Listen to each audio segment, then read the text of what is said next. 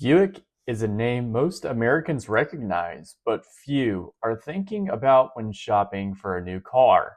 It's one of the oldest automakers in the country, a key pillar of GM's history, and once a dominant force in the mid range luxury.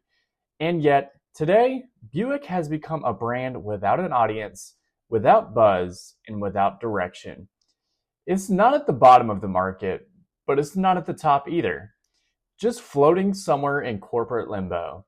In this video, we're diving into Buick's slow and quiet death. How did one of America's most respected automotive brands become so irrelevant in its home market? And more importantly, is it even worth saving? At the start of the 20th century, Buick was actually the backbone of what would become General Motors. Founded in 1899, Buick's early engineering prowess, including its overhead valve engine, gave it a reputation for being more technically advanced than competitors like Ford. During the 1950s and 60s, Buick offered a unique blend of comfort, performance, and luxury. It was aspirational, especially for upwardly mobile Americans who wanted something more refined than a Chevy but couldn't quite stretch to a Cadillac. Models like the LeSabre, Electra, and Riviera weren't just transportation, they were a status symbol. Buick was stylish without being flashy. It was confident without screaming for attention. For decades, that formula worked beautifully.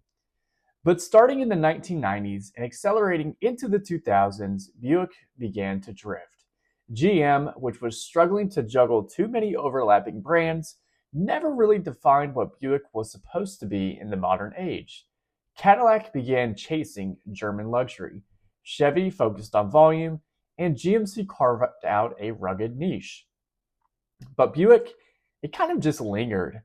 GM tried rebranding Buick as a youthful, near luxury lifestyle brand using ads that emphasized how modern it had become. But let's be real. Flashy commercials don't make up for a lack of direction. One moment, Buick was trying to appeal to 30-somethings with urban chic designs, and the next, it was building crossovers better suited to suburban retirees. When you're not rooted in a clear identity, customers can't connect, and that is exactly what happened. Let's talk about demographics. Buick's average buyer age is among the highest in the entire industry. While younger buyers flock to brands that represent innovation, performance, or tech savviness, Buick became the punchline of grandpa cars. And while GM have made small efforts to bring that number down, it hasn't worked. Buick is simply not a brand people under 40 are excited about. Part of that perception, but part of the product itself. Most Buicks look and drive like they were designed for quiet comfort and minimal excitement. There's no edge, no real personality. A younger buyer choosing between a Mazda CX-5, a Hyundai Tucson, or a Buick Envision is going to choose the brand with the boldest design, strongest tech, and best driving dynamics. Unfortunately, Buick rarely wins in any of those categories.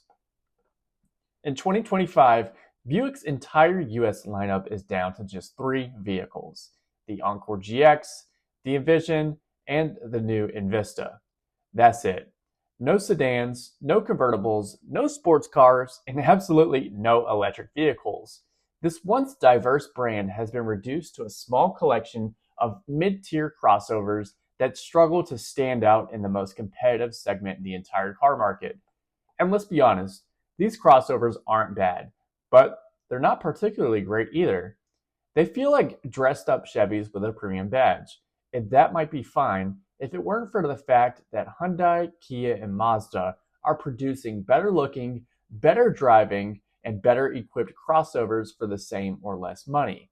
Buick has no halo vehicle, no enthusiast offering, no head turner, just 3 SUVs trying to hang on in an oversaturated segment. While Buick is fading fast in the US, it's still incredibly popular in one place: China. In fact, Buick sells more cars in China than it does in its home market.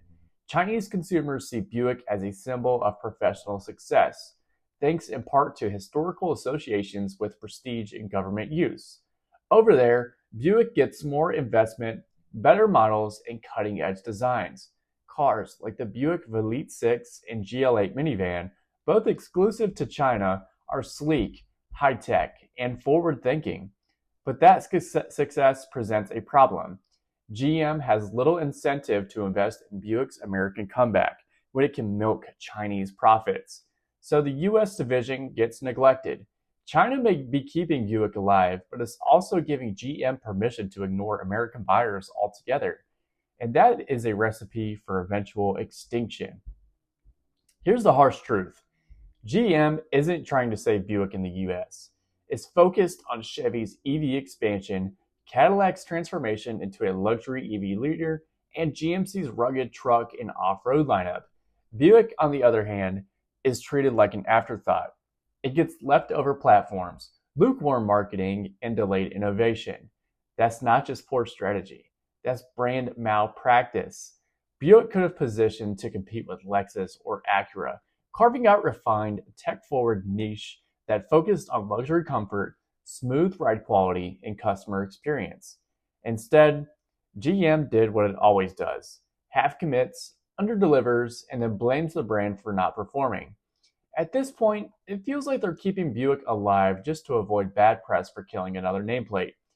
But what's worse, killing a brand or watching it slowly rot away? In an era of the future where mobility is electric, Buick is nearly invisible.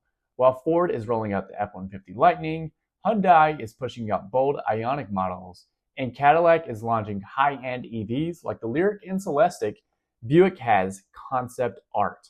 That's it. GM has claimed Buick will be all electric by 2030, but where's the action? Where's the investment? Where's the innovation?